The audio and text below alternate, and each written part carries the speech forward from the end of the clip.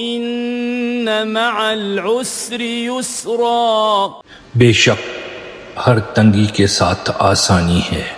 نیا سال امید اور صبر کے ساتھ شروع کریں۔ لا يكلف الله نفسا الا وسعها، اللہ کسی جان پر اس کی طاقت سے زیادہ بوجھ نہیں ڈالتا۔ آپ جو مشکلات برداشت کر رہے ہیں وہ آپ کی طاقت کے مطابق ہیں۔ ولا تهنوا ولا تحزنوا، نہ کمزور پڑو اور نہ غم کرو، یہ حوصلے اور خود اعتمادی کا مہینہ ہے۔ لا تقنطوا من رحمت اللہ، اللہ کی رحمت سے مایوس نہ ہو، توبہ اور رحمت کا دروازہ ہمیشہ کھلا رہتا ہے۔ ان اکرمکم عند اللہ اتقاکم، اللہ رب العزت کے نزدیک سب سے زیادہ عزت والا وہ ہے جو سب سے زیادہ پرہیزگار ہے۔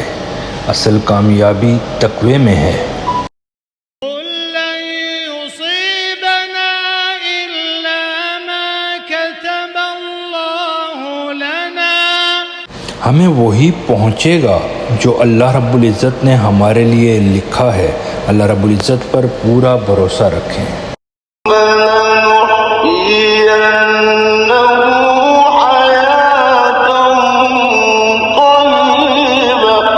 اللہ رب العزت سورہ نحل میں فرماتے ہیں ہم اسے پاکیزہ زندگی عطا کریں گے، ایمان والوں کے لیے ہے، ایمان کے ساتھ زندگی میں سکون آتا ہے۔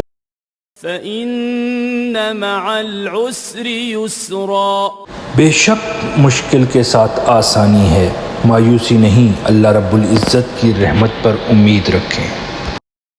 فاذکرونی اذکرکم، سورہ بقرہ میں اللہ رب العزت فرماتے ہیں تم مجھے یاد کرو میں تمہیں یاد کروں گا۔ ذکر الہی کی بڑی برکت ہے اگر تم سمجھو۔ وعباد الرحمن، سورہ فرقان میں اللہ رب العزت فرماتے ہیں رحمان کے بندے وہ ہیں جو نرمی سے چلتے ہیں۔ اخلاق اور عاجزی والے لوگ اللہ رب العزت کو بہت پسند ہیں۔